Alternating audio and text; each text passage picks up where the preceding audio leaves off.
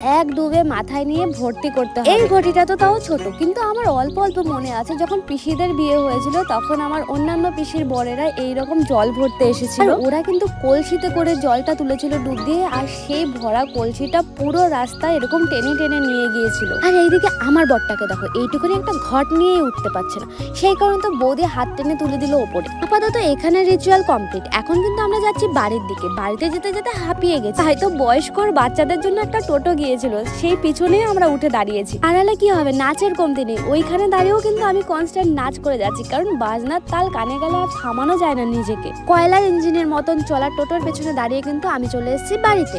বাড়িতে আসার পরেও কিন্তু অনেক নাচানাচি হয়েছে, কিন্তু এত নাচানাচি যদি এই ভিডিওর মধ্যে আমি ইনক্লুড করি, ভিডিও হয়ে যাবে 2 ঘন্টা লম্বা।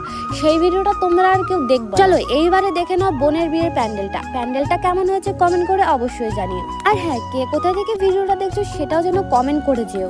কালকে কারা কারা আমাদেরকে রাস্তা দিয়ে নাচতে নাচতে জল ভরতে যেতে দেখেছো, কেউ যদি দেখে থাকো সেটাও কমেন্ট করে জানিও। চলো এবার আমি গেলাম। আজকের ব্লগটা এই পর্যন্ত। লাইক কমেন্ট শেয়ার করে দিও। টাটা।